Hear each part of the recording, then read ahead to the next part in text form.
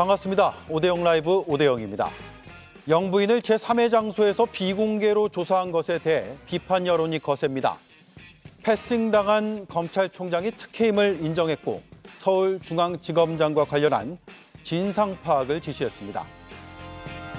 국민의힘 전당대회가 하루 앞으로 다가왔습니다. 투표율은 지난 선거 때보다 낮은 것으로 파악됩니다. 먼저 이수진 앵커의 한 줄 뉴스부터 전해드리겠습니다.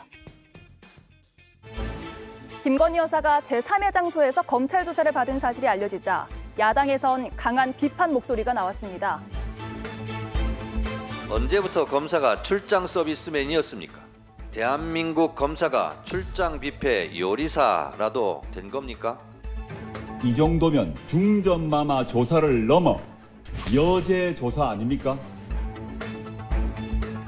이원석 검찰총장도 원칙이 지켜지지 않았다고 말했습니다. 그러자 대통령실은 현직 대통령 부인이 전례 없는 검찰 조사에 응했다며 특혜는 아니라고 밝혔습니다. 국민의힘 전당대회가 하루 앞으로 다가왔습니다. 폭력 사태와 여론조성팀, 공소 취소 청탁까지 자폭전대라는 말이 나올 정도로 진흙탕 싸움이 이어졌지만 컨벤션 효과는 있었던 걸로 나타났습니다. 국민의힘 지지율은 전주 대비 4% 넘게 올라 42.1%를 기록했습니다. 10주 만에 더불어민주당을 오차범위 밖에서 따돌린 겁니다. 정청래 위원장께 권합니다. 오늘은 국회의원 배지를 내려놓고 잠시 거울 앞에서 본인의 모습을 찬찬히 살펴보시는 시간을 가지시기를 권해봅니다. 탄핵 청원 청문회에 대한 여당의 비판 속에 정청래 법사위원장을 제명해달라는 청원이 동의자 수 5만을 넘었습니다. 정청래 위원장은 법대로 청문회를 열자며 김건희 여사와 장모 최 씨도 증인으로 나오라고 답했습니다.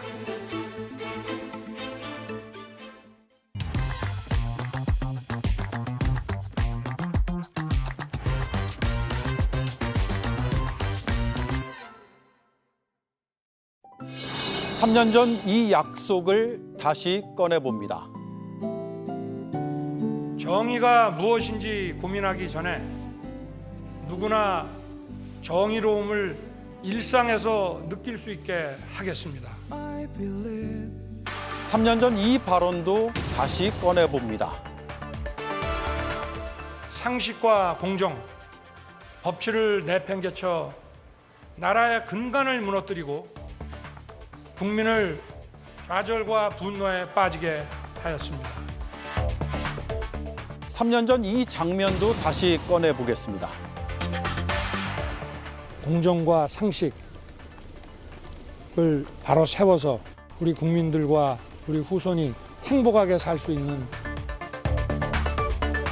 정치인문의 명분이자 대선 출마의 표어였던 공정과 상식. 하지만 지난 주말 벌어진 일은 불공정과 비상식의 결정판이었다는 비판이 쏟아지고 있습니다. 네, 함께할 네 분 소개하겠습니다. 서용주 전 민주당 상근 부대변인, 오신환 전 국민의힘 의원, 김보엽 조국혁신당 수석대변인, 김성열 개혁신당 수석대변인 나와주셨습니다. 안녕하세요. 네. 안녕하세요. 오신환 의원님, 예. 지금 검찰총장도 특혜라는 점을 사실상 인정을 한 건데 네네. 어떤 문제가 있었다고 보세요? 일단은 뭐 제3의 공간에서 조사가 이루어진 것이 국민들 눈높이에 과연 맞았느냐, 뭐 이런 특혜 시비가 있을 수 있을 것 같고요. 다만 이게 현직 대통령의 부인이 재임 중에 최초로 검찰에 조사를 받는 일이 아니겠습니까? 그런 측면에서는 소환 조사, 그러니까 대면 조사에 응하는 결단을 내렸다면 좀 더 국민들의 눈높이에 맞는 그런 검찰청사에 직접 나가서 조사를 받는 것이 마땅하지 않았을까라는 아쉬움이 좀 큽니다. 다만 저는 비공개 조사로 가는 것도 충분히 그것은 용인될 수 있는 측면이 있다. 과거에도 뭐 조국 전 장관도 비공개 조사가 이루어졌던 바가 있고요. 그 외에 물론 참고인 신분이긴 하지만 전직 영부인의 경우들도 참고인 신분으로서 비공개 조사가 이루어졌거든요. 근데 이제 굳이 비공개 조사를 하는데 저 창성동의 경호처 공간에서 굳이 할 필요가 있었을까라는 아쉬움이 있고, 또 한 가지 이제 검찰총장의 패싱 논란이 이제 계속 일지 않습니까?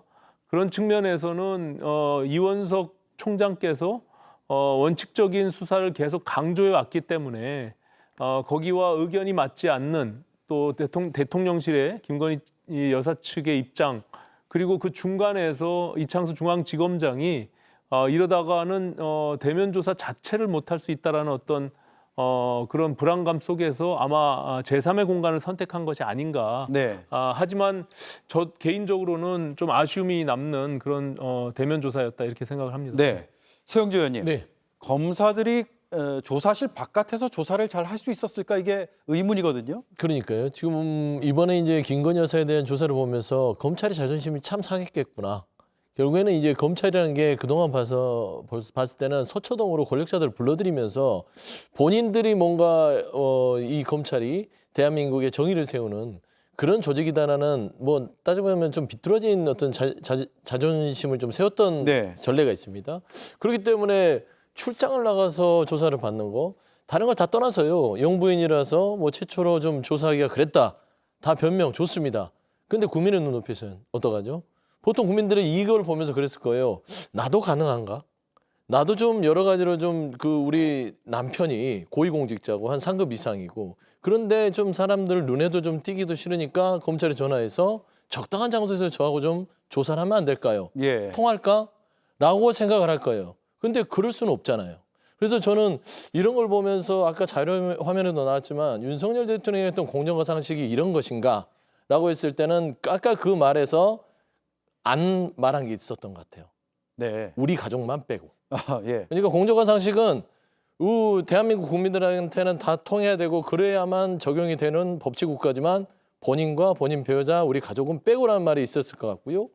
저는 살다가 대통령에게 주치의가 있는 거는 봤으나 주치검이 있는 건 처음 봤습니다. 주치검이요. 네. 네. 알겠습니다. 김보엽 의원님. 예. 종로구 창성동에 부속청사 그러니까 경호처의 부속청사라는 게 있었네요. 저는 처음 알았습니다. 처음 들으셨죠? 예. 말씀드리기 전에 오신환 위원이 사실관계를 잘못 말씀하신 거 하나 바로잡고 가겠습니다. 예. 조국 대표가 예전에 검찰 조사를 받을 때 비공개 조사를 받은 적이 있다고 말씀하셨는데 사실과 다릅니다. 그런 사례가 단 한 건이라도 있으면 말씀해 주시면 제가 확인해 드리겠고요. 만약에 당시 언론이 조국 당시 전 장관이든지 장관이든지 비공개 조사를 받는 특혜를 누렸다면 언론이 가만히 뒀겠습니까? 그런데 그런 기사가 단 한 건도 없습니다. 아마 국민의힘 의원이 잘못 알고 말씀하셨고 일부 언론에서 인용한 걸 말씀하신 것 같습니다. 예. 창성동 안가 알아봤습니다. 창성동에는 창성동 별관이라고 민정수석실에 근무하는 분들이 청와대 말고 나와서 일하는 공간이 있었습니다. 검증팀 이런 곳이. 그리고 창성동 안가라는 곳은 없고 창성동에는 경호처장의 관저가 있다고 합니다. 네. 그래서 혹시나 애초에 처음 나왔을 때는 서울중앙지검 관할 보안청사라고 얘기를 했었거든요. 그래서 이상하다. 중앙지검 경찰은 그런 게 있지 않습니까? 피의자 이게 보복당할 우려가 있는 증인 보호하는 공간이 필요할 텐데 검찰도 그런 공간이 있나 싶었는데 그게 아닌 것 같고요. 만약 안가에서 조사를 받았다면 안가라는 말은 원래 안전가옥인데 김건희 여사 입장에서 보면 이 안가가 안전가옥이 아니라 편안할 안자를 써서 편안한 공간이었던 것 같습니다. 자기 안방에서 조사를 받는 거나 다름없다.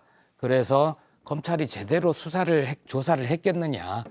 김건희 여사가 쭉 불러주는 대로 받아적기에 바빴을 것이다. 네. 그렇게 생각합니다. 그렇군요. 김성열 위원님, 지금 검찰이 영부인을 소환한 게 아니라 영부인이 검찰을 소환했다 이런 풍자까지 나오거든요. 그럴 만도 한 것이 지금 검찰청에서 조사한 게 아니라 대통령 경호처 부속청사로 사실상 검찰이 출장을 온 거거든요. 저희 뭐 앞에도 나왔습니다만 뭐 출장 뷔페, 출장 메이크업 들어봤어도 출장 조사는 또 처음 들어봅니다. 이렇게 하니까 당연히 국민 눈높이에 맞지 않는 거고요. 현직 영부인 조사가 처음이긴 해도 현직 영부인이 재임 중에 명품백을 받고 그것이 영상까지 남아있는 이런 경우도 처음입니다. 또한 현직 영부인이 그 남편인 대통령에 관련되지 않은 자신이 주가 조작에 직접 연루된 경우도 처음입니다. 예. 그럼 당연히 조사를 받아야만 하는 일인데요. 그걸 관련해 가지고 이렇게 찾아가서 출장 조사 서비스를 한다. 이거는 가정 방문이라고 봐야 됩니다. 이걸 조사라고 보기는 좀 어려울 것 같고요. 또한 수사보다도 오히려 법무 컨설팅을 한 것이 아닌가, 이 정도로 의심이 됩니다. 저희가 예전에 박근혜 정권에서 민정수석을 했던 우병우 수석이 있습니다. 우병우 수석이 그때 검찰 조사 받을 때 저희 다들 검찰 조사 열심히 받을 거라고 생각했지 않습니까? 근데 사진을 찍혔더니 어떻게 나옵니까?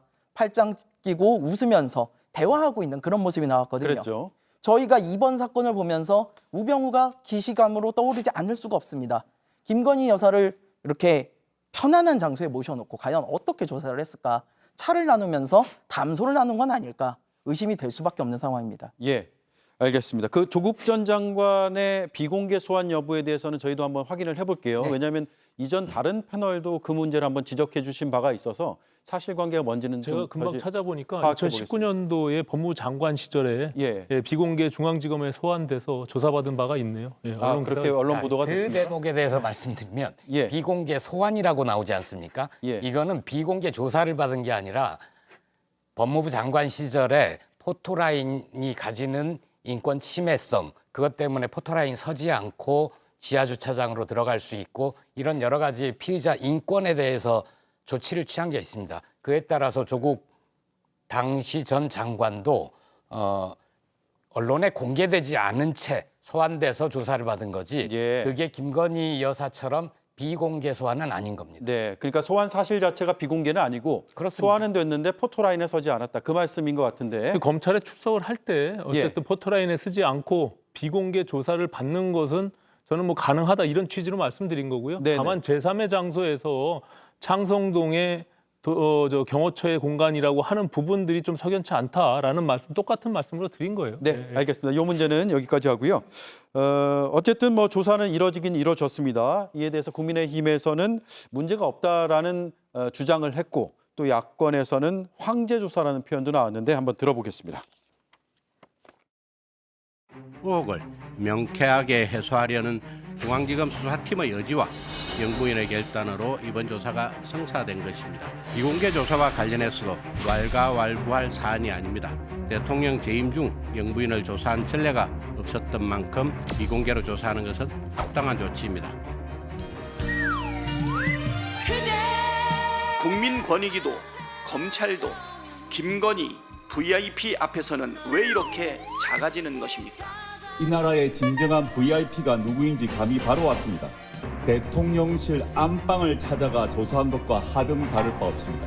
언제부터 검사가 출장 서비스맨이었습니까? 그런데 말입니다. 김건희 여사님, 이번 주 금요일 26일 탄핵 청문회 때는 법사위원장인 제가 출장 갈 수 없습니다. 국회로 증인 출석하시기 바랍니다. 네, 오신환 의원님. 네. 과거에 이제 영부인 소환 조사 사례는 있는데 일단 현직일 때는 아니에요. 네. 전직 영부인, 그러니까 전직 대통령의 부인의 자격이죠. 대검 중수부, 부산지검, 특검 이렇게 검찰청사에 어쨌든 들어가서 조사를 받았단 말이에요. 그런데 이번엔 현직이기 때문에 경호 문제가 있었다 이런 국민의힘에서의 주장이 나오고 있는데 네네. 구체적으로 어떻게 이해하면 되겠습니까? 이 문제를? 일단은 뭐 전직 영부인들의 경우는 참고인 신분이었고요. 예, 지금 김건희 여사는 피의자 신분입니다. 그렇기 때문에 조금 상황이 다를 수 있다라는 것으로 판단이 되고, 김윤옥 여사의 경우는 현직이지만 저건 서면 조사를 했던 케이스고요. 예. 나머지 이순자, 권양숙 두 분의 영부인께서는 이미 이제 퇴임 후에 전직 영부인으로서 조사를 받았는데, 권양숙 여사의 경우도 사실상 중수부가 수사를 했었는데 그 거리상 부산지검으로 검사들이 파견 나가서 실제 부산지검 검찰청사긴 하지만 네. 중수부로 소환한 것은 아니었다고 합니다. 그렇기 때문에 제3의 장소라고 볼 수는 있지만 그것도 어쨌든 검찰청의 장소이기 때문에 저는 뭐 그런 정도는 무리가 없다 이렇게 보여집니다. 다만 지금 이제 김건희 여사의 경우는 피의자 신분이면서 또 제3의 장소 경호처가 보안과 안전의 문제를 거론하고 있는데 사실상 그 부분도 국민들에게는 좀 와닿지 않는 그런 해명이 아닌가 이렇게 보여집니다. 그래서 네. 이왕 저는 그런 특혜 시비에 대한 부분들을 분명히 염두에 뒀을 텐데 김건희 여사께서 대면 조사에 대한 결단을 내렸다면 좀 더 적극적으로 앞서 말씀드린 대로 포토라인에 쓰지 않고 검찰청으로 들어갈 수 있는 여러 가지 그런 장치들이 과거 문재인 정부 때 다 만들어져 있었습니다. 이제 그 정도로 해서 검찰청으로 직접 가서 조사를 받았으면 어땠을까 하는 아쉬움이 여전히 남습니다. 네. 서영주 의원님, 네. 지금 김건희 여사는 성실히 조사에 임했다라고 하는데 늘상 듣는 얘기 같습니다. 성실히 조사 받았다. 그러니까 말도 안 되는 소리를 하고 있는 것이죠. 터무니없죠. 이게 성실히 조사를 받은 것인가요? 아까도 이제 전직 그 대통령 배우자들 봤잖아요. 최소한 검찰청사 내에서 조사를 받습니다. 그게 당연한 거고요. 비공개라 하더라도 포털에 안 쓰더라도 검찰이 출석해야죠. 보면 이거는 심기 조사예요. 김건희 여사가 검찰에 출두한 자체가 나 기분 나쁘니까 안 가겠어. 거기 네. 가는 자체가 싫습니다라는 의사가 명백했기 때문에 3회 장소를 조율을 한 겁니다. 이건 있을 수도 없는 일인데 이걸 성실히 임했다고 하면 본인이 어떤 일을 저지르고 있는지 사과할 마음도 국민한테 미안한 마음도 없다고 볼 수 있는 것이에요. 더더욱 저는 우려스러운 게 국민의힘이 정말 이 문제 없다라고 하는 부분들 그러니까 국민의힘이 총선에서 국민이 심판을 받는 것이다. 네. 문제가 많다라고 했으면 국민의힘은 환골탈태를 하고 있는 것이에요. 누가 보더라도 문제가 많고요. 김건희 여사 아까 자료화면에 봤지만 얼마나 많이 돌아다니십니까? 공개활동. 저기가 더 위험한가요? 보안이나 경호나 이런 부분에 있어서. 근데 왜 검찰에 안 갔을까요? 그냥 기분이 나쁜 것이다. 근데 기분이 나쁘면 네. 3회 장소에서도 조사받을 수 있는 특권을 누리시는 유일한 분이다라는 네. 점에서는 국민적 시각에 있어서는 불을 질렀다라고 저는 보고 있습니다. 네. 이 사건이 그러니까 김건희 여사가 고발당한 시점이 2020년 4월 7일이에요. 그러니까 4년이 넘었습니다. 그리고 그동안에 뭐 여러 논란들은 있었지만 계속해서 수사는 그러니까 김건희 여사에 대한 수사는 진행되지 않고 고발 4년 3개월 만에 첫 조사가 이뤄집니다. 김보엽 의원님. 예. 4년 3개월 만에 첫 조사인데 뭐 방식은 그렇다 치고요. 12시간 조사했거든요. 예. 충분하다고 보세요? 12시간 조사했다고 하는 거는 여기서 12시간은 그 창성동 안가 조사 공간에 머문 시간을 얘기를 하지 실제 조사를 12시간 하지는 않았을 겁니다. 예. 왜냐하면 질문 응답 있고 조서를 작성을 하면 변호인의 도움을 받아서 그 조서에 문제가 없는지 꼼꼼히 검토하지 않습니까? 그런데 몇 시간 썼을 거고요. 김건희 여사의 성정상 조사를 받다가 나 피곤해요. 좀 쉬었다 할게요. 해서 침대에 누웠을 수도 있다고 봅니다. 예. 그리고 12시간이면 배도 고플 거잖아요. 우리 저녁 뭐 먹을까요? 점심 뭐 먹을까요? 밥도 먹으면서 조사를 받았으면 12시간을 채웠을 리 만무하죠. 저는 12시간의 절반 정도나 조사를 했을까 의문이 듭니다. 네, 진술조서 검토하는 시간도 다 포함이 되겠죠. 예, 아니 뭐 사실 보지도 않고 없는 내용들을 추측해서 무슨 들어 누웠다는 둥 그런 식의 표현을 하는 것은 저는 좀 적절치 않은 것 같고요. 예, 어쨌든 뭐 13시간을 조사를 받았지만 지금 말씀하신 대로 뭐 계속 받았지는 않았겠죠. 그러니까 이제 그런 측면에 뭐 말씀을 하시는 건 동의할 수 있으나 뭐 있지도 않은 사실을 사실인 것이냐 얘기하는 것은 네. 좀 맞지 않다 이렇게 봅니다. 네, 추측이고 추정이죠. 자, 김성열 위원님, 지금 네. 수사가 거의 막바지로 온 것 같습니다. 왜냐하면 김건희 여사 소환하면 이제 끝난다라는 얘기가 많았거든요. 네. 곧 결론이 나오겠죠. 어떻게 나올까요? 일단 뭐 수사 시간부터 잠깐 말씀을 드리고 갈게요. 토요일 오후 1시 반에 소환해가지고 일요일 새벽 1시 20분까지 조사를 했어요. 예. 12시간을 하셨는데 그중에 식사 시간에 1시간 반이 있었다고 얘기를 하고요. 도이치모터스에 대해서 5시간 조사하고 명품백에 대해서 5시간 조사했다고 그랬습니다. 도이치모터스 4년 3개월 된 이야기인데 이 관련자만 해도 10여 명이 넘습니다. 참고인들까지만 수십 명입니다. 5시간 안에 할 수가 없어요. 네. 서면 답변만 70쪽을 냈다고 합니다. 70쪽 읽어보고 낭독해만 해도 끝날 시점이에요. 이걸 조사가 제대로 됐다고 보기는 정말 어려울 것 같고요. 저는 이제 이 사건 수사의 결과는 이미 정해져 있다고 봅니다. 서울중앙지검장 교체했잖아요. 서울중앙지검장 수사 전에 교체했고 1차장부터 4차장까지 한꺼번에 교체했습니다. 이례적이에요. 다 교체를 해놓고 수사를 들어갔어요. 이미 처음부터 판이 짜여 있었죠. 네. 그리고 검찰총장마저 성역 없이 해보겠다는 검찰총장마저 패싱을 시켰습니다. 이건 뭐 결과는 이미 정해져 있는 이야기라고 보고요. 저는 이거 결과는 불기소가 나올 건데 좀 빨리 나올 거라고 보는 거는 지금 이 시점에 왜 김건희 여사를 소환을 했는가 이렇게 서둘러서 무리하게 한동훈이 전당대회에서 국민의힘 전당대회에서 대표가 되면 혹시라도 검찰이 한동훈 측에 서서 한동훈 후보가 기존의 김건희 여사에 대해서 수사하는데 적극적이었다라는 이야기가 있으니 네. 혹시나 그쪽에 줄을 서지 않을까 그것이 우려된 대통령실이 좀 무리하게 오히려 검찰 수사를 땡겨서 한 게 아닌가 그런 생각을 하고 있습니다. 전당대회까지 감안했다라는 네. 말씀이군요. 김보엽 의원님. 그런데 지금 명품백 수사는 이 명품백을 실무로 확보하겠다고 그랬는데 지금 아직 확보를 안 한 걸로 알려지고 있거든요. 또 추측했다가 혼날까 봐 얘기를 잘 못할 것 같은데 이건 정말 추측할 수밖에 없는 거 아닙니까? 예. 그게 어디 있는지 모르잖아요. 예. 저는 그런 생각을 해봤습니다. 만약 이게 대통령실 창고에 있든 관저에 있든 보관을 하고 있었으면 검찰이 그거 가져오세요 하면 바로 낼 수 있는 거 아닙니까? 바로 못 낸다는 거는 뭔가 사정이 있다는 겁니다. 첫 번째, 사용을 했다. 그래서 사용한 흔적을 지우고 완전히 새 것처럼 복원하는데 시간이 들 수 있다. 그런 가능성이 있고요. 네, 추정이죠. 예, 추정입니다. 의심이고. 예. 두 번째 가능성은 김건희 여사가 이 명품백, 디올백 300만 원짜리 이거는 김건희 여사에게 그닥 가치 있는 게 아닐 수 있습니다. 그래서 그걸 받기는 했는데 내가 쓰는 것도 그러니 보좌관이나 수행이나 어느 분에게 분양을 했을까 그래서 이거 쓰세요 하고 분양을 해서 그분이 가져갔을. 그래서 장소가 대통령실이나 관저에 없을 수도 있다. 그래서 제출하는데 오래 걸리는 것 아닌가 의심합니다. 네, 그런 의심인데 대통령실은 어쨌든 포장을 뜯지 않은 상태에서 보관하고 있다라고 주장을 또 하고 있기 때문에 제출 여부를 끝까지 지켜봐야 되고 마지막으로 네. 서영주 의원님, 아까 이제 김성열 의원이 불기소할 거다라고 예상을 했단 말이에요. 두 건에 대해서 다죠. 네. 어떻게 보십니까? 일단은 뭐 명품백은 불기소를 빨리 할 공산이 큽니다. 예. 말씀한 대로 김성열 위원 말도 고려가 됐을 것이고 26일 날 이제 김건희 여사에 대한 청문회도 있기 때문에 이게 임성근 전 일사단장하고도 비슷한 사례입니다. 경북청이 미리 면죄부를 주어서 결국에는 좀 힘을 빼야겠다라는 결정을 한 것 같고요.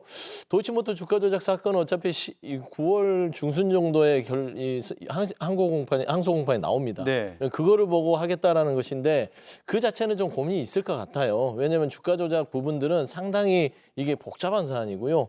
그래서 저는 지금 김건희 여사의 면죄부를 주기 위한 검찰 수사 자체가 이게 이걸로 본인들은 끝났다고 생각하지만요. 이거는 이제 도화선이 된 겁니다. 왜냐하면 그 직전에 보세요.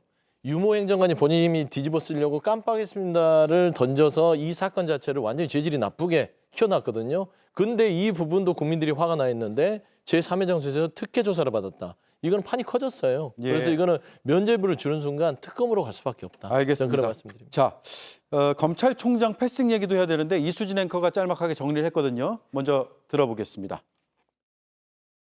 총장 패싱이라는 지적도 나왔는데 좀 어떻게 보십니까?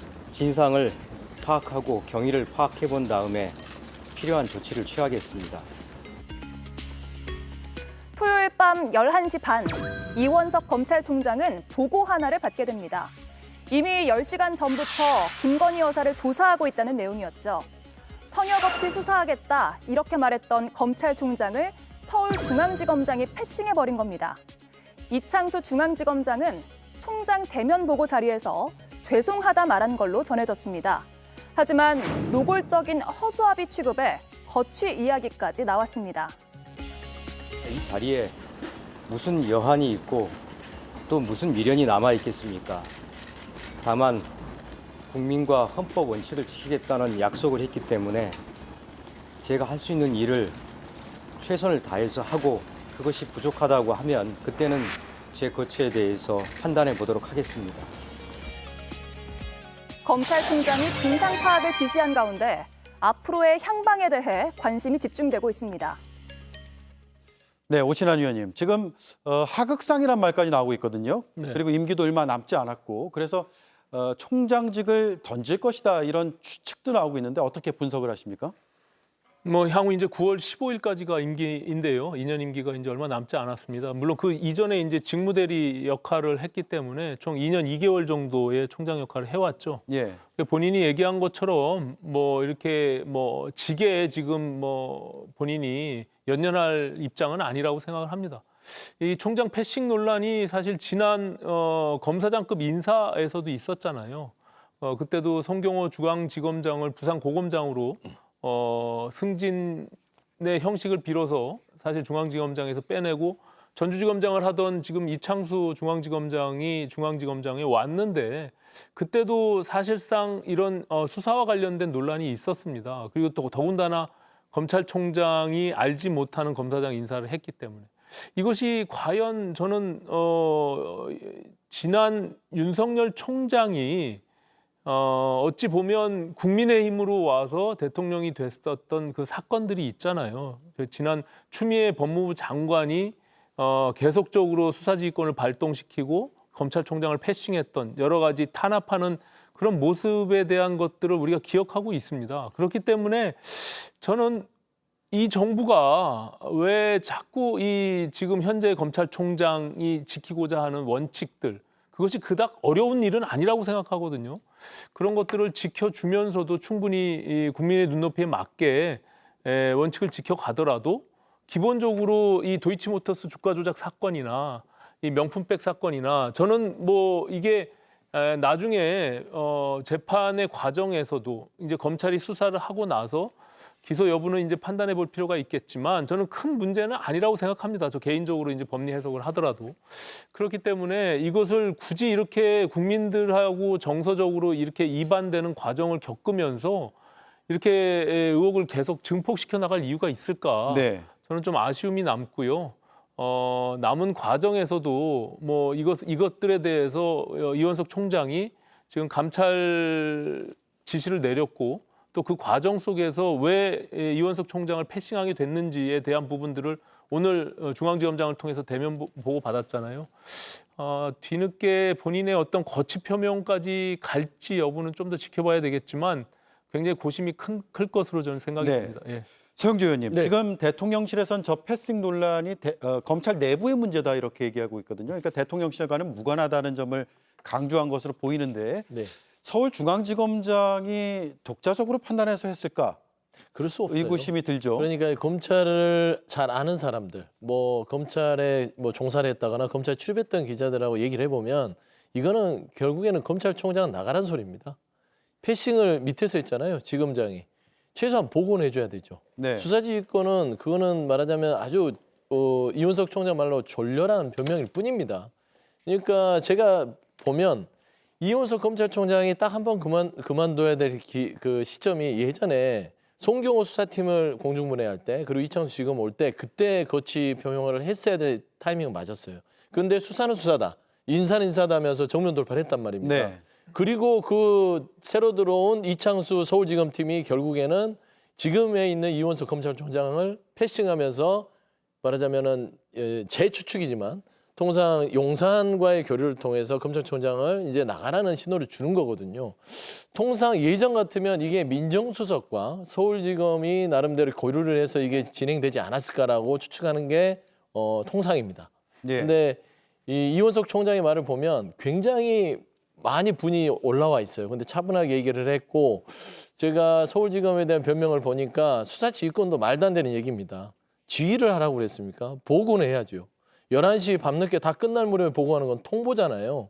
그게 있을 수 없는 일이거든요. 그래서 저는 검찰총장으로서 이원석 이번에도 물러나지 않고요. 저는 마지막까지 한 2달 남았지만 저는 서울지검과의 제2차전을 준비하지 않을까. 저는 좀 조심스럽게 예측하고 있습니다. 그렇군요.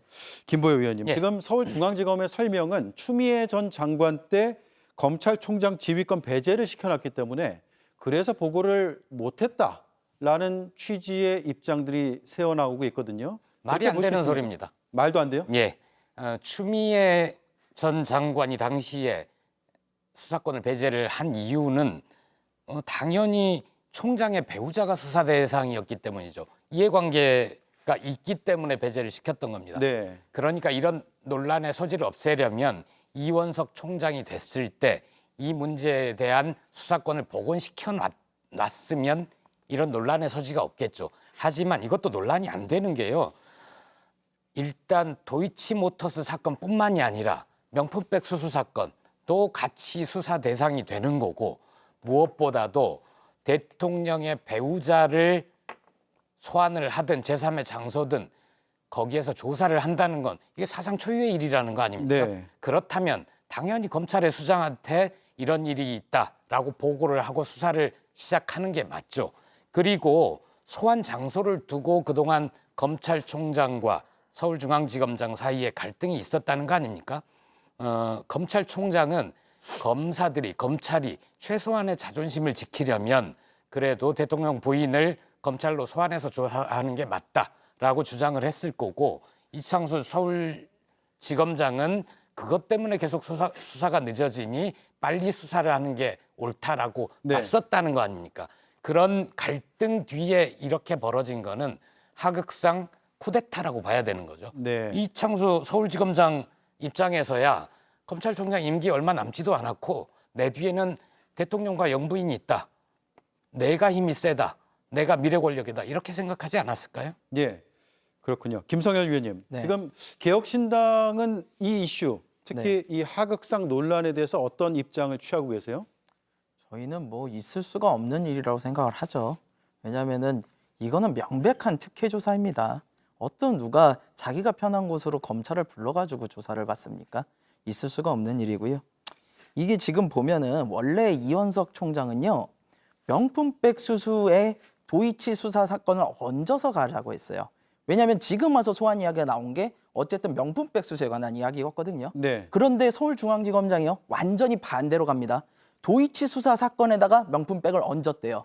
그래서 도이치 수사 사건을 하니까 내가 보고도 못했다라고 지금 억지 주장을 하고 있는 겁니다. 그럼 서울중앙지검장이 과연 무슨 힘이 있어서 이랬을까? 아까 오신환 의원님께서 잠깐 말씀 주셨지만 인사 때부터 사실 이 서울중앙지검장은요, 인사 때부터 검찰총장의 지휘를 받지 않았어요.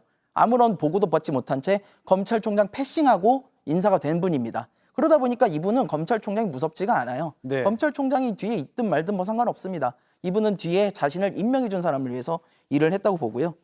이게 너무 뻔뻔하다고 저희는 판단이 됩니다. 이렇게 김건희 여사, 물론 포토라인 세우는 거는 망신주기라 생각하면 피할 수는 있었다고 봅니다. 하지만 검찰청도 아닌 제3의 장소로 출장 나가서 한다. 너무 뻔뻔하고 너무 대놓고 보호했다. 이런 수사, 이런 특혜에 과연 국민들이 얼마나 동의를 할 것인가, 저는 동의하지 않을 거라고 봅니다. 알겠습니다. 자, 다음 이슈 국민의힘 전당대회 소식으로 넘어가 보겠습니다. 제가 제 것만 빼달라 그랬습니까? 한동훈 후보 똑바로 말하세요. 개인 차원이라고요, 제가? 예. 제 거를 빼달라 그랬습니까? 예. 네? 네? 저를 이렇게 모욕하실 수 있습니까? 패스트트랙 이슈, 어대한 분위기를 깨트릴 막판 변수가 됐을까요? 아직은 알 수 없지만 일단 투표율은 지난 전당대회보다 낮은 걸로 나타났습니다. 7%포인트 차이가 나죠.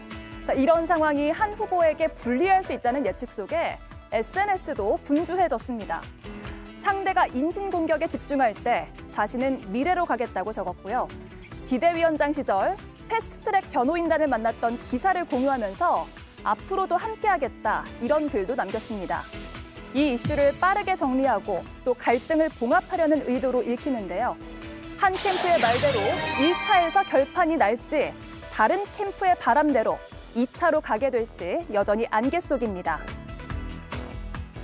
네, 오신환 의원님, 지금 관심도는 높은데 투표율이 생각보다는 높지 않은 것으로 나타나는데, 물론 오늘까지 지켜봐야겠죠. 6시면 이제 끝났겠죠. 투표율이 낮다면 그 이유는 뭘까요?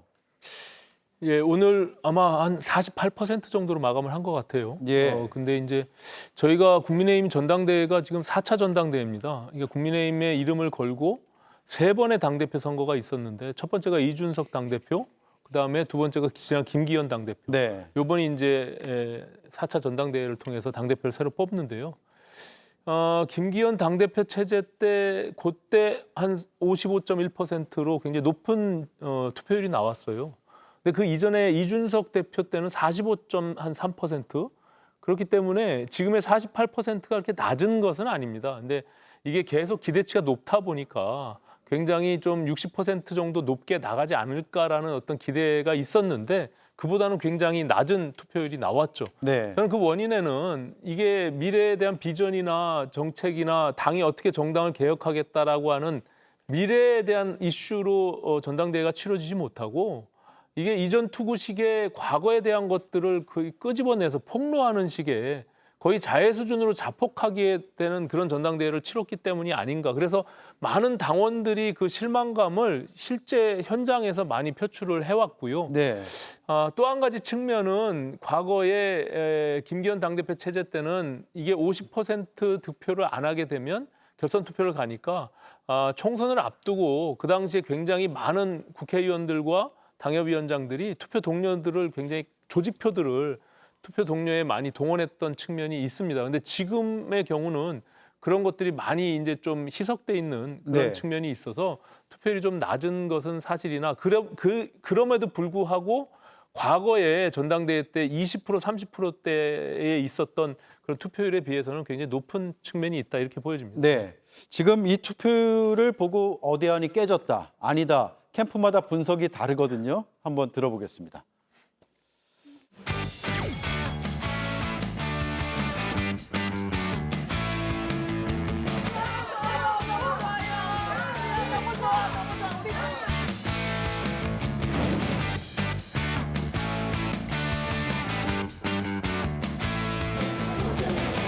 맛있게들 드십시오.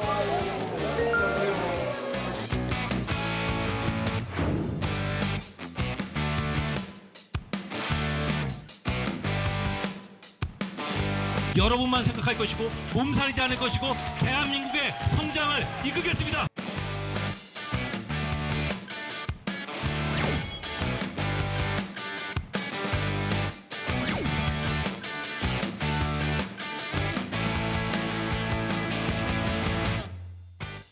네. 지금 나경원 후보 캠프에서는 높은 지지율이 나올수록 한동훈 후보에게 유리하다고 했었는데 그렇지 않지 않느냐 이렇게 주장을 하고 있고요. 반대로 한동훈 후보 캠프에서는 대세를 바꿀 만한 수준의 그런 의혹 제기, 그러니까 패스트트랙 논란이죠. 그런 논란은 아니다 이렇게 주장을 하고 있습니다. 서영주 의원님, 네. 곁에서 보시기에 이 판세는 지금 누구한테 유리하게 돌아가고 있는 것 같으세요? 판세는 아무래도 한동훈 후보한테 유리하게 돌아가는 것 같아요. 그 어대안의 균열을 초창기에 깨지 못했습니다. 그러니까 여러 가지 공격 들어왔잖아요. 예. 처음에 배신자론, 총선 책임론, 그다음에 색깔론, 사법 리스크. 그다음에 나중에 이제 이거는 한동훈 후보가 했지만 공소 취소 논란의 부분에 있어서의 마지막 이제 리스크가 있었는데 이게 어대안을 흔들 만한 이슈로 작용하지 못했다고 저는 객관적으로 판단하고요. 네. 각 캠프에서 지금 얘기하는 거는 본인들 유리하게 당연히 하죠. 예. 근데 저는 그 오신환 의원님의 이 분석에 동의하는 것들이 투표율이 낮지 않습니다. 그러니까 그 투표 방식을 이 단순한 수치를 보면 안 되고요. 투표 방식을 봐야 돼요. 그러니까 이준석 대표 할 때는 그때는 국민 여론조사가 높았어요. 아마 7대3으로 알고요. 그다음에 당시 민심이다면서 당원 100%로 왔어요. 그랬죠. 이번에 8대2로 갔습니다. 그러니까 7대3을 할 때 결국에는 당원들이 집중도가 높을수록 투표율은 높아요. 근데 말하자면 국민들은요. 이번 선거를 보면서 국민 여론조사가 들어가면요. 투표율은 참여율이 낮을 수밖에 없습니다. 네. 그래서 그 전체적인 그것까지 상관관계를 봤을 때는 48% 자체가요. 낮지 않다. 낮지 않다. 그렇기 때문에 이거를 낮게 보면서 이게 어대안이 흔들린다는 어떤 그런 논거는 살짝은 좀 틀린 분석인 것 같아서요. 예. 전체적인 흐름 자체는 어대안이 깨지지 않았다라고 저는 개인적으로 판단합니다. 네. 저희도 그래서 흔들 물음표를 달았습니다. 김보혜 의원님, 예. 서영주 의원님은 이 공소 취소 부탁 발언이 크게 영향을 못 미칠 거다라고 했는데 같은 생각이세요? 예, 비슷한 생각입니다. 한동훈 후보가 바로 다음날 사과를 했잖아요. 그거는 진화를 한 거고 그 뒤에도 논란이 계속 이어지니까 더 이상 얘기하지 않겠다라고 했죠. 그렇게 한 이유는 이 사안이 가진 폭발성을 알기 때문일 겁니다. 바로 국민의힘 의원들의 감정선을 건드렸던 거 아닙니까? 그래서 당원들 사이에서도 아니 넉넉하게 앞서가는 사람이 왜 다른 후보들을 폭로를 하고 사사건건 시비를 붙고 싸움하려고 하지? 이런 정서들이 좀 퍼졌던 것 같습니다. 네. 그래서 해도 너무한다. 저러다가 당대표가 돼서도 당을 잘 이끌어 나갈 수 있을까? 이런 우려들도 좀 있었던 것 같습니다. 저는 지금 이제 오 의원님이 과거와 달리 그 투표 권유 활동, 독려 활동 이런 게 예전보다 덜하다 말씀하셨는데 그렇다고 합니다. 그 표현을 예전에는 오더라고 그랬거든요. 당 의원이나 지역 위원장이 우리는 이 후보를 지지해야 됩니다라고 얘기를 하면 당원들이 대체로 그 국민의힘 쪽 당원들은 많이 잘 따랐던 것 같아요. 이 오더가 끝까지 없을 것이냐 아니면 막판에 좀 작용을 할 것이냐 이게 변수가 될 것 같습니다. 네, 김성일 위원님. 네. 결국 전당대회 뒤에 통합이냐 분열이냐 이게 최대 관심사가 될 텐데 네. 개혁신당에서 어떻게 전망 혹은 희망을 하십니까? 뭐 다른 당 정당대회인데 저희가 뭐 희망한다까지는 어렵고요. 예. 그 한동훈 후보자 일단 될 것 같긴 합니다만 과연 끝나고 제대로 굴러갈지는 좀 의문이 듭니다. 이게 왜냐하면 원희룡 후보와도 굉장히 감정적으로 많이 부딪혔고요. 나경원 후보한테는 사실 넘지 말아야 될 선을 좀 넘었습니다. 그러다 보니까 실제로도 한동훈 후보의 입이 가장 리스키하다라는 이야기가 나오는 상황이고요. 이 리더라는 것은 이제 당의 어떤 대표라는 것은요. 싸우기도 잘해야 되지만 무엇보다 포용 그리고 관용이 필요합니다. 다른 사람들의 의견을 듣고 그거를 하나로 통합해서 이끌어가는 능력이 중요한데 지금 한동훈 후보자에게는 검사라는 날카로운 칼잡이의 모습만 보입니다. 싸움을 잘하는 그런 전사로서의 모습만 보이지 아직 리더로서의 모습이 보이지 않습니다. 그래서 과연 끝나고 나서 어떻게 잘 굴러가게 할지 좀 기대가 되는 상황입니다. 네. 자, 마지막으로 오신환 의원님. 네. 이제 내일 이 시간쯤 되면 결과를 우리가 보고 얘기를 할 수 있을 텐데 네. 지금 어대안이 흔들리지 않았다고 하니까 한동훈 후보가 대표가 된다면 혹은 뭐 나경원 후보가 될 수도 있지만 새 지도부가 이것만큼은 우선적으로 꼭 해야 된다라고 조언을 한 말씀 하신다면요. 네, 일단 전당대회에 대한 후유증을 치유할 수 있도록 노력을 해야겠죠. 일단 예. 후보들 간의 통합을 이뤄내고 또 그 지지층들끼리의 어떤 통합도 분명히 필요하다고 봅니다. 이제 더 나아가서 지금 전당대회 과정 속에서 그 논란이 됐던 용산과의 당정 관계를 어떻게 만들어 갈 것인지 그 부분도 굉장히 중요한 과제라고 생각하고요. 우리가 총선 참패 이후에 첫 번째 당대표 지도부가 탄생이 되는 건데요. 네. 그 의미를 다시 되새기고 정말 국민들의 눈높이에 맞게끔 민심을 우리가 어떻게 받들어 갈 것인지 정당을 어떻게 변화시킬 건지 이런 부분들에 대한 지도부의 노력이 필요하다 저는 이렇게 생각합니다. 알겠습니다. 네, 드디어 내일인데요. 뚜껑을 열어봐야겠죠. 네 분 말씀 감사드리고 이제 새로운 지도부 체제의 얘기를 다음번엔 할 수 있을 것 같습니다. 다음 시간에 또 뵙겠습니다. 고맙습니다. 감사합니다.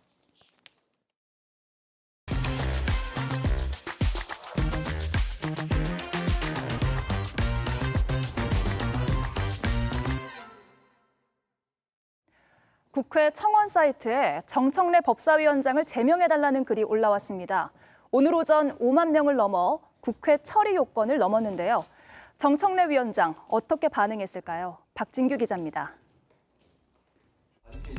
정청래 국회 법사위원장을 국회의원에서 제명해달라는 국회 국민동의 청원이 국회 처리 요건인 5만 명을 넘어섰습니다.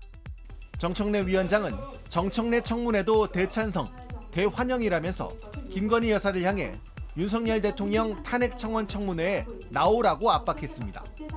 정 위원장은 이것도 법대로 처리함이 마땅하다는 제목의 글을 올리고 윤석열 대통령 탄핵 청문회도 열고 있으니 윤석열 대통령 탄핵 반대 청문회도 공평하게 추진하겠다.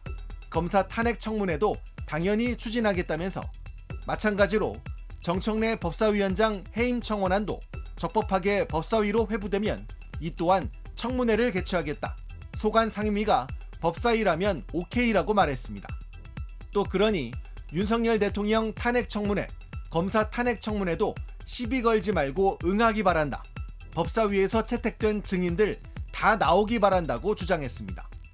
오는 26일 진행될 윤석열 대통령 탄핵 청원 청문회에 증인으로 채택된 대통령 부인 김건희 증인, 대통령 장모 최은순 증인, 검찰총장 이원석 증인 등 모두 출석하라고 말했습니다. 정청래 제명을 주장한 청원인은 정 위원장이 법사위를 독단 운영하고 막말과 협박, 권한 남용을 하고 있다고 주장했습니다. 정청래 위원장은 나는 국회 법대로 법사위를 운영하고 있다. 국회법을 공부할 절호의 찬스다. 국회법에 관심을 가져줘서 고맙다고 반박했습니다.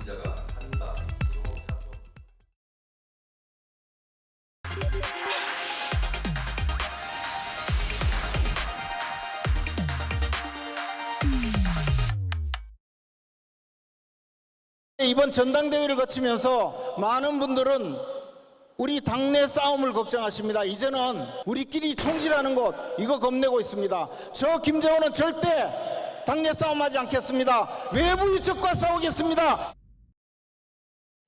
네, 오대영 라이브의 간판 코너 단도직입을 시작합니다. 보수 최강 공격수를 자처하는 분입니다.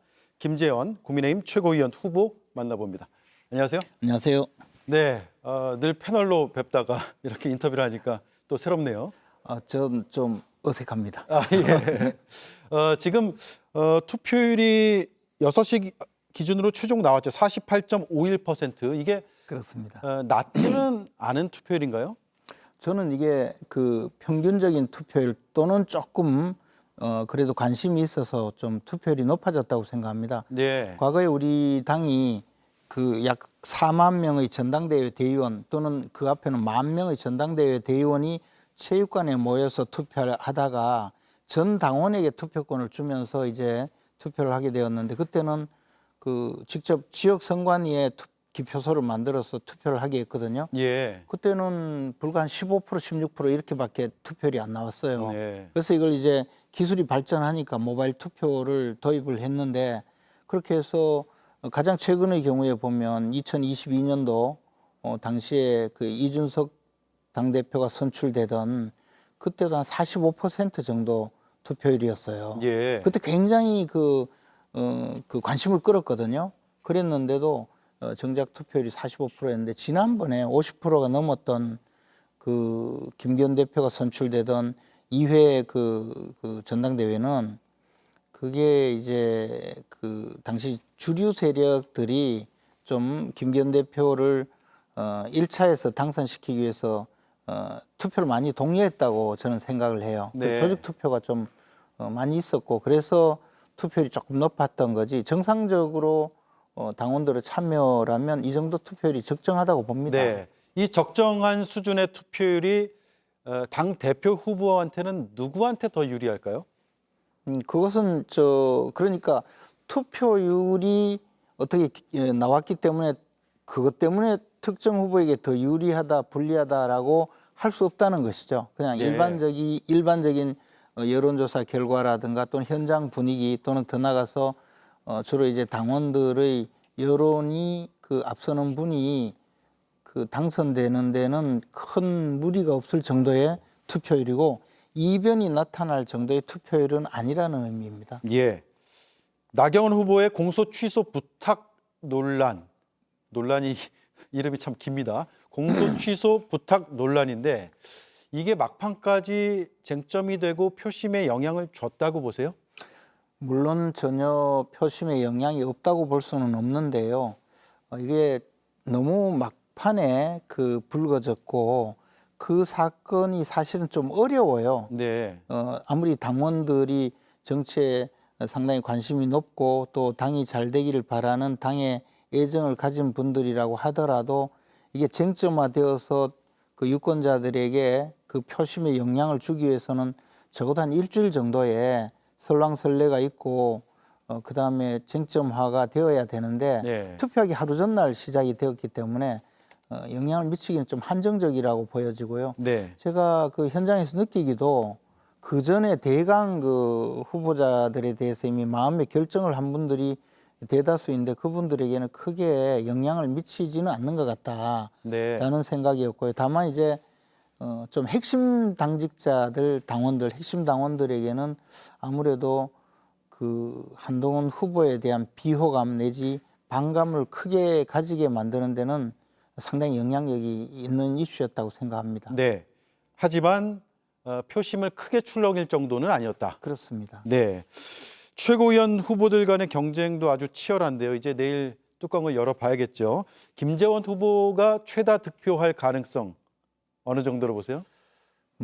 별로 가능성이 아니 높지 않다고 왜냐면은 생각하는데요. 여러 언론 보도를 보면 네. 최다 득표자의 엎치락뒤치락한다 이런 분석들도 꽤 있거든요. 근데 이제 그런 분석이 사실은 알 수가 없는 것이 최고위원 선거는 1인당 2표거든요. 네. 2표인데다가 이번에는 그 우리 당 역사에 처음으로 당대표 후보가 최고위원 후보들을 데리고 나와서 소위 러닝메이트라는 이름으로 그 세과시를 막 하고 다녔기 때문에 사실 예.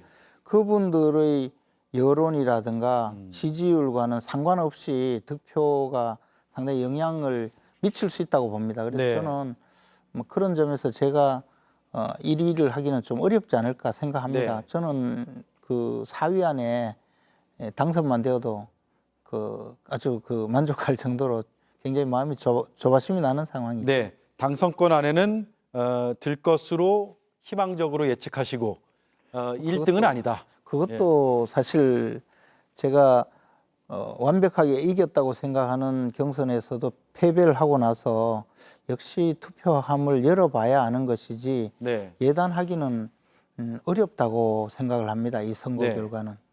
최고위원으로 지도부 입성하시면 이것부터 바꿔야겠다라고 생각하신 것. 아까 뭐 내부 총질 이런 얘기도 하셨잖아요. 이것 말고 바깥을 향해서 공격하자라고 하셨는데 당내에서 꼭 바꿔야 되는 것, 시급한 것 뭐가 있을까요? 우리 당이 지금 유권자들인 국민들 또는 당의 지지자들이 우리 당을 향해서 좀 제대로 싸우라는 그런 주문이 상당히 많습니다. 사실 네. 제가 20여 년 이상 정치권에 있으면서 늘 듣는 이야기는 제발 좀 싸우지 마라는 이야기였거든요. 네, 그렇죠. 어디 가도 제발 좀 싸우지 마라. 그런 이야기였는데 최근에는 만나는 분들마다 한번 또 똑바로 제대로 한번 싸워봐라 이런 이야기를 해요. 네. 그 이야기는 사실 전략이 없다는 이야기 같고 그래서 우리 당이 좀 전략적으로 움직이고 전략적으로 모든 당의 활동을 전개를 해야 되는데 과거에 우리 당이 전략기획본부를 중심으로 해서 전략을 늘 세우고 전략을 논하고 그를 통해서 정당 활동을 정했는데 지금 그 전략을 담당하는 부서조차 없거든요. 예. 그래서 당헌 당규를 개정하더라도 그런 조직도 만들고 당이 전략 중심으로 제대로 재편되는 일을 솔선수범해서 한번 만들어 보고 싶습니다. 네, 전략이 필요하다. 네. 그런데 지금 싸워야 할 때인 것으로 많은 이제 뭐 유권자들이나 지지자들이 그렇게 말씀을 하시고 그래서 공격수를 자처하고 계신데 제가 최근에 지난주죠 민주당의 최고위원 후보도 이 자리에 나와서 인터뷰를 했는데 네. 지금은 싸워야 될 때라고 합니다. 네. 그래서 여도 야도 지금은 싸워야 될 때라고 하면 너무 격해지는 거 아닐까요?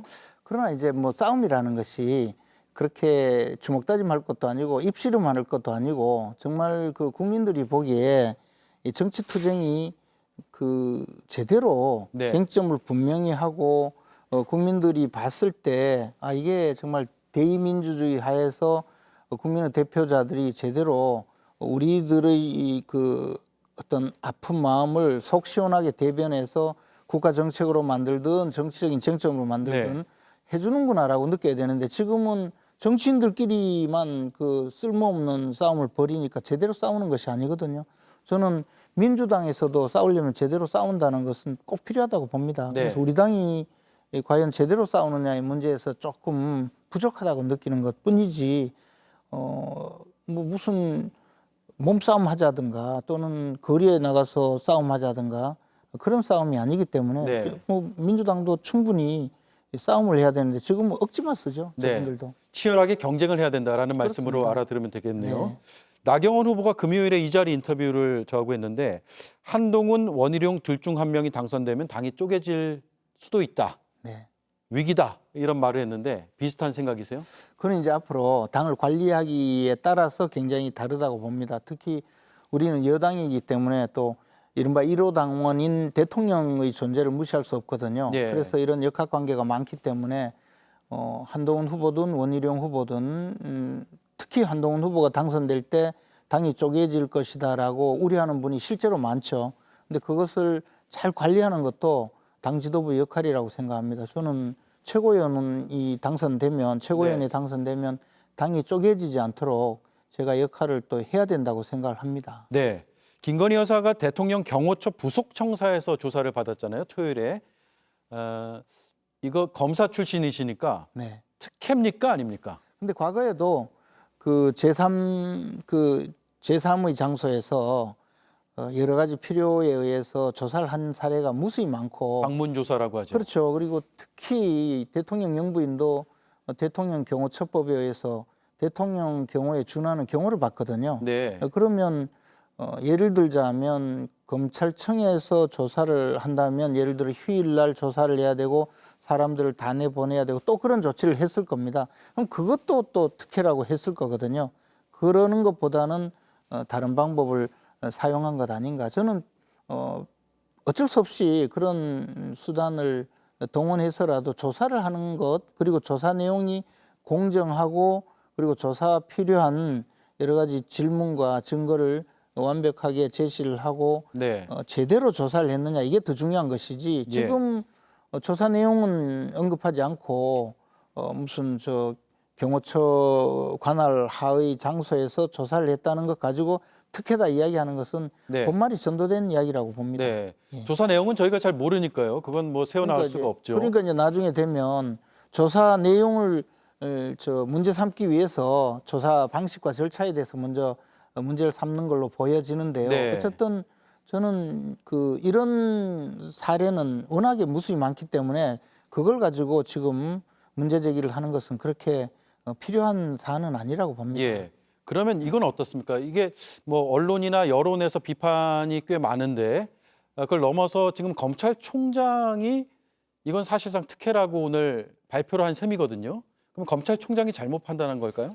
검찰총장 나름대로 자신에게 보고하지 않았다 또는 자신이 허락하지 않았다 뭐 이런 의미에서 그런 반응을 보일 수가 있겠죠. 저는 뭐 검찰총장이 그렇게 이야기하는 것도 검찰총장 본인의 이 판단과 생각이고 그것을 또 수사진에서는 자기들 수사의 편의성과 사후에 수사 이후에 벌어질 여러 가지 문제점까지 고려해서 결정했다면 검찰총장도 그것을 존중해야 되는 것 아닌가 생각합니다. 이게 부수적으로 지금 문제되는 것을 가지고 시비를 걸었거든요. 검찰총장이 예를 들어 서울지검장이 이렇게 수사를 하겠다 했을 때 그렇게 못하게 막았다면 수사 자체가 이루어지지 않을 수도 있거든요. 네. 그래서 저는 검찰총장이 약간 자신의 직분에 좀 넘는 이야기를 많이 하고 있다. 그런 것까지 검찰총장이 일일이 지시하는 것은 좀 아니라고 보거든요. 아, 그렇습니까? 네. 그러면 마찬가지로 검찰총장이 뒤늦게 보고를 받고 수사하는 그 상황을 몰랐더라도 그것도 문제 없다고 보세요? 그 부분에 대해서는 약간의 뭐 논란이 있을 수 있고 저는 검찰총장에게 사전에 보고하고 조사하는 것이 좀 훨씬 좋았다고 생각합니다. 일각에서 이제 그 추미애 장관 시절에 네. 그 주가 조작 사건에 대해서는 검찰총장의 지휘권을 배제시켰다. 그 조치가 변경되지 않고 그대로 왔기 때문에 그렇게 조치를 했다고 하는데 약간은 들으면 좀 약간 어색하긴 해요. 굳이. 그러나 아마 뭐 내부적인 사연이 있었겠죠. 또 검찰총장이 지금 보여주고 있는 여러 가지 모습에 대해서 비판하는 시각도 좀 있거든요.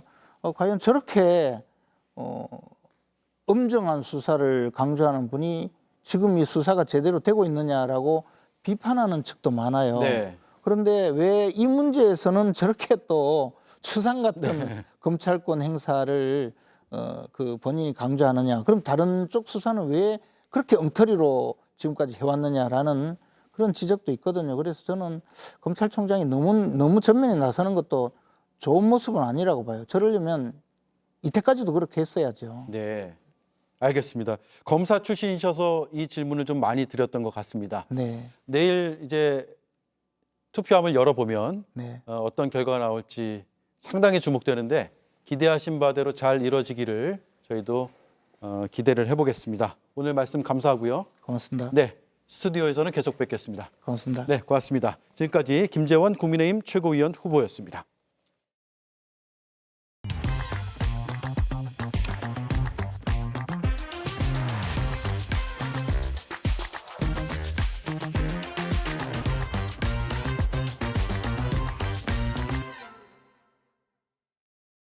법 집행에는 예외도, 혜택도, 성역도 있을 수 없으며 2년 전 취임사입니다. 오늘 강조점도 같았습니다. 국민들께 여러 차례에 걸쳐서 우리 법 앞에 예외도, 특혜도, 성역도 없다고 말씀드렸습니다. 영부인 조사 방식이 특혜라는 걸 검찰총장 입으로 확인한 셈입니다. 그런데 하나 더 따져 묻고 싶습니다. 총장은 2년 동안 무엇을 하셨습니까? 도이치모터스 사건은 고발된 지 4년, 명품백 수수 사건은 7개월이 넘었습니다. 원칙을 말한다고 원칙론자가 되는 게 아닙니다. 원칙을 지켜야 원칙론자가 되는 겁니다. 공허한 말로 끝나지 않도록 그동안 무엇 하셨습니까? 앵커 한마디였습니다. 맛있는 물, 어디서 왔는지도 중요하지만 주장 말고 결과를 믿자. 몽베스트. 상 받은 물맛을 믿으세요. 테이스트 베스트. 몽베스트. 당신이 같은 이유로 다시 올 일 없도록 진짜 진료에 집중하는 진짜 치과 의사들. 당신의 마음, 당신의 치과 의사는 안다. 덴티움. 뉴 다우니. 건조기를 사용하면 섬유유연제 향기가 사라진다고요? 깜짝 놀라실 거예요. 건조기 사용 후에도 향이 오래오래. 그래서 있는 순간까지 다우니 7일간 피어나는 향수. 다우니. 어떤 공간에도 어울리지만 간 만든 얼음과 간 내린 신선한 커피는 이 여름에 가장 잘 어울리니까. 얼음 정수기 국내 판매 1위. 쿠쿠 제로백 슬림 얼음 정수기. 내일 5대0 라이브는 오후 5시에 시작을 할 예정입니다. 그리고 6시 40분에 끝나서요. 평소보다 빨리 시작하고 오래 진행을 합니다. 국민의힘 전당대회 소식과 또 여러 정치 현안을 잘 준비해 놓겠습니다. 내일 뵙겠습니다. 고맙습니다.